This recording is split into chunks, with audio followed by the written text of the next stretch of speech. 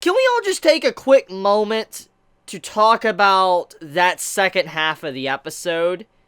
It was just straight up a metaphor for erectile dysfunction.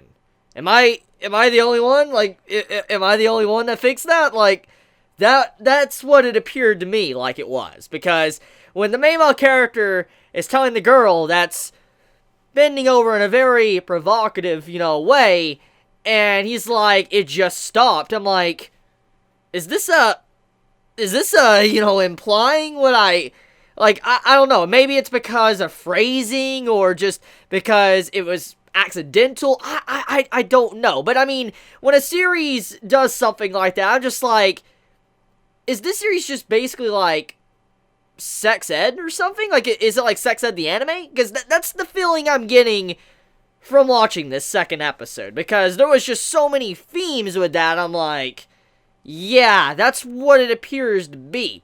I mean, let's think about what I said in my first impressions. We had the stamen and the pistil, which is, the male and female reproductive organs of a flower.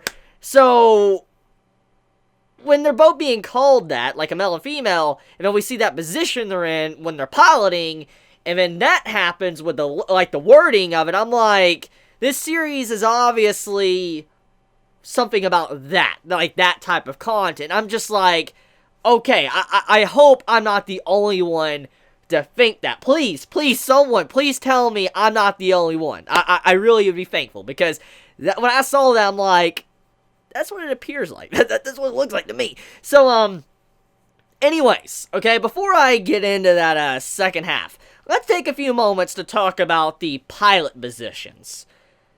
The piloting positions. Oh my god. Did I just see handles come out of... Did I just see that? Like, it just... I'm like, my mind is just like... Did I just see handles come out of her, and the man grabbed it, and then the position he's in, I'm like... I guess this really goes along with, she has handlebars. I guess that goes along with that, if you ever heard that. So, okay, I see you, anime, I see you, that the position of the characters and all that, that's, okay. Anyways, Darling in the Frank. Apparently I was pronouncing it wrong. Now, that's something I want to talk about. So, I apologize. Apparently, last week, I said Darling in the Fran, and actually, that wasn't the proper way to pronounce it. You're supposed to say Darling in the Frank. So, I just want to say, I apologize. I make mistakes, and, I apologize for, not properly pronouncing the name of the show. I mean, honestly, I thought it was Fran. I didn't know it was Frank. So, forgive me for that, and anyways, I will continue to, properly say the name from this point onward. So, Darling in the Frank, Episode 2, is, in a lot of ways, better than the first episode. I feel like the setup for what to expect was better in the first episode, but the second episode, it kind of dived more into Hiro's character and letting us see what type of person he really is. My first impressions of his character when I saw the first episode, I figured he was going to be that typical wussy main male character that, was falling around with a main female character that was a lot stronger willed. That's what I thought was going to happen, because I've seen a lot of series to where you have a weak main male character and then a strong female lead, and that's what he was looking like. When you look at the first episode and all that, you're like, okay, he's following the pattern of a very wimpy, male lead. But after looking at the second episode, it doesn't look to be the case. It doesn't look like Hiro is actually a wimpy individual. I mean, it just... general first impressions of him when you first look at him, which a lot of the people in the series actually call him a wuss or wimpy, he really isn't that. He just looks it, or just how he acts. But in reality, there is another side to him. We actually get to see how blunt he is, or what he wants. He just goes out of his way, and he goes after what he wants. I mean, straight up, he says he wants to be with Zero Two multiple times throughout this episode. He wants to pilot with Zero Two. He also says that he wants to also be in a Frank once again. He can definitely do it. They need to give him a chance. I mean, he was just very assertive in this second episode of Darling in the Frank, and I'm like, wow, he's very open about what he wants compared to, what I thought he was in the first episode. So he's definitely a lot more than he appeared to be, and that actually made me very happy because, in all honesty, I've watched so many anime nowadays that I'm not a big fan of that type of character anymore. I mean, it's not something that will ruin an anime for me, but I'm just not a big fan of that anymore. I'm just not a fan of a wimpy main character, eventually becoming strong. I don't know, and also the character's very OP as well. I'm just not a big fan of that. I'm not a big fan of that, character design, but most likely he is OP, but he's not wimpy. So I'm very pleased to have that at the very least with this show. So, anyways, let's talk about some of the stuff that was revealed to us, like little setup here and there. Number one, it is revealed that parasites don't have double or single digits. They have double digits. They don't have single digits. For instance, 02, our main female character, she has single digits, 02. While, Hero and everybody else, they have double digits, which is very odd when that is stated. So I was like, huh. So that makes her very different. Automatically, we know she has some blood from, the Klaxosaurs or whatever they're called, and so that makes her automatically different. She has horns and stuff, and we saw a little bit in, like a flashback in the first episode. So we do know she is definitely a lot different, and most likely she has the potential to be even crazier while, trying to drive or pilot a Frank. But anyways, getting back on topic, though, she is different. We already knew her, origin story is different, but her numbers given to her is different, so I wonder exactly if there's more people like 02. For instance, more people out there that may be like half-breeds. Half-breeds, they're Klaxosaur or something. That's what I'm assuming, because for single digits, maybe they're either an experiment, like a certain sect that was an experiment and all that, and then they, discontinued it or whatever. Maybe 02 is the only survivor, or maybe there's something else I'm just not realizing right now. But that's the only thing that really came to mind when I saw that reveal. I was like, okay, so obviously there's a lot more going on with 02 than we actually really knew in the first place. Now, on top of that, though, we also got to look at how the main male character, he really wanted to be with 02. He wanted to be with her, for instance, piloting in the Frank with her. And I'm like, that's interesting when you look at the second half of the episode, which, like I said, is pretty much a metaphor for, erectile dysfunction.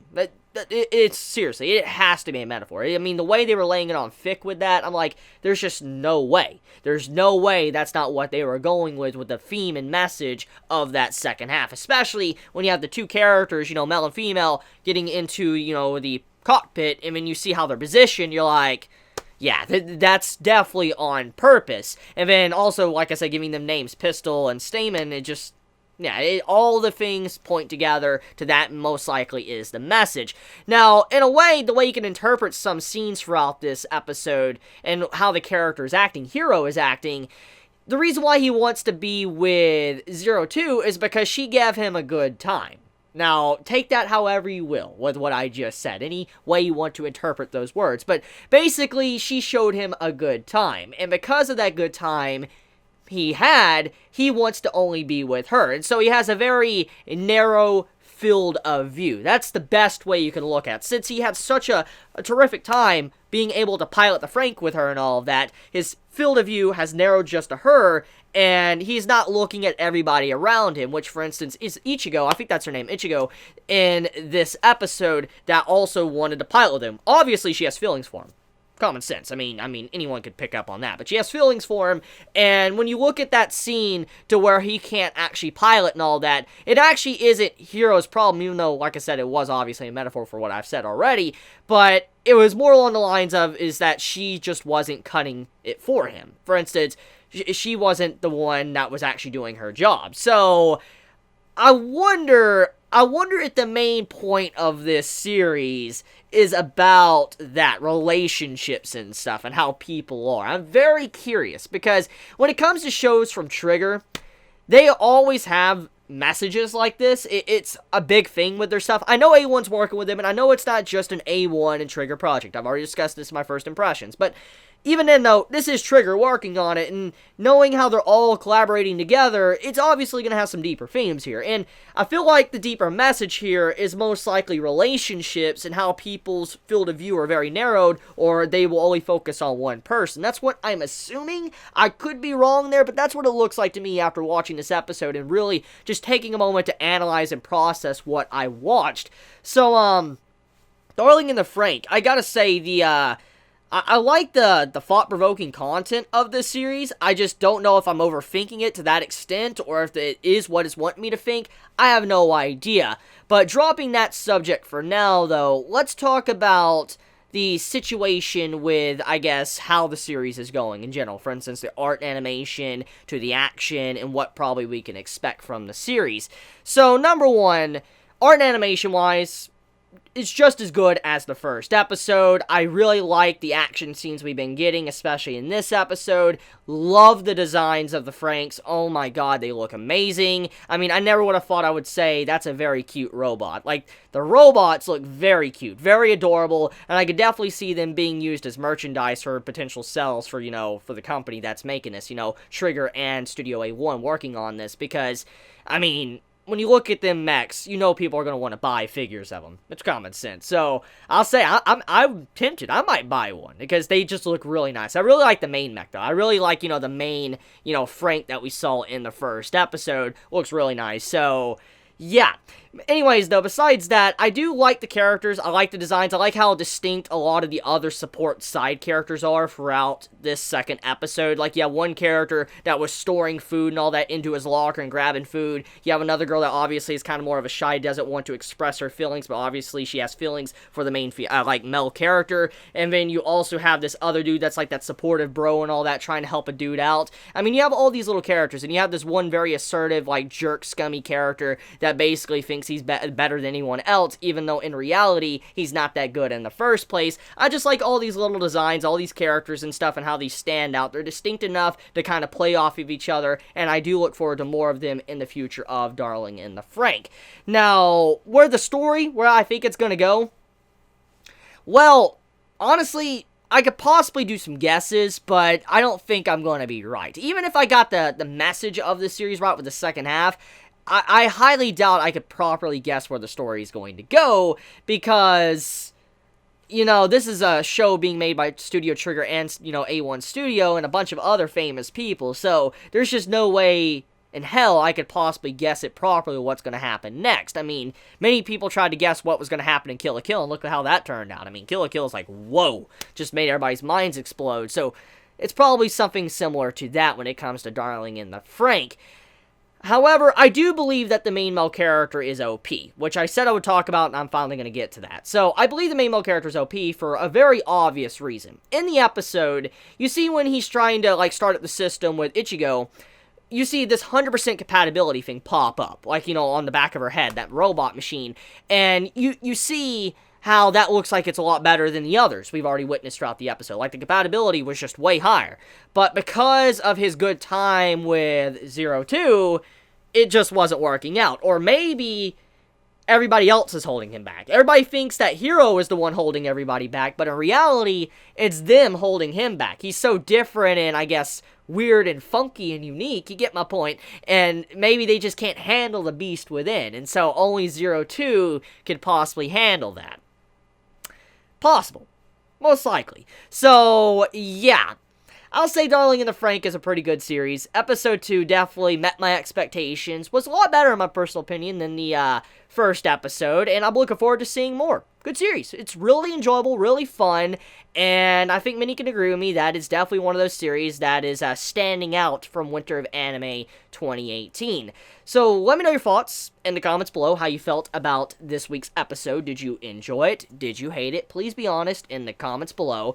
And if you enjoy my content, please subscribe. If you like this video, please leave a like. And if you want to get notified for whenever I upload a video, please click the bell icon next to the subscribe button down below. So anyways, with that being said, I love you guys. You have a wonderful day or nights wherever you live. And I wish you all many, many great days and nights to come. And I love you guys. Stay safe.